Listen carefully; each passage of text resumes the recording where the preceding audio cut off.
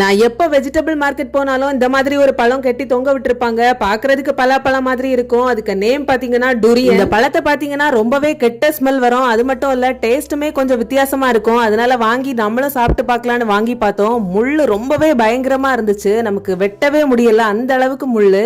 நாங்க ஒரு கவர் போட்டு தான் அதை வெட்டணும். மலேசியா, தாய்லாந்துல எல்லாம் இந்த ஃப்ரூட் நிறையவே கிடைக்கும். ஆனா அந்த ஜப்பான், சிங்கப்பூர்ல எல்லாம் இந்த பொது இடத்துல இந்த பழத்தை பேன் பண்ணி வச்சிருக்காங்க இதோட ஸ்மெல்னால.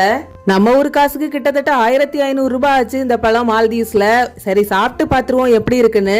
எல்லாரும் சொல்லக்கூடிய அளவுக்கு சாப்பிடவே முடியாது அப்படியெல்லாம் சொல்ல முடியாது, சாப்பிடலாம்.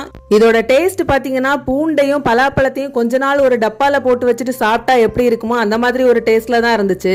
எல்லாம் சரிதான், ஆனா இந்த பழத்தோட ஹெல்த் பெனிஃபிட்ஸ் ரொம்பவே ஜாஸ்தி. விட்டமின் சி, பி, பொட்டாசியம் இந்த மாதிரி நிறையவே இருக்கு. கார்டியோவாஸ்குலர் டிசீஸ், அப்புறம் அனீமியா, இதுக்கெல்லாம் ரொம்பவே யூஸ்ஃபுல்லா இருக்கு. நீங்க இந்த பழத்தை சாப்பிட்டு பாத்திருக்கீங்களான்னு கமெண்ட் பண்ணிருங்க.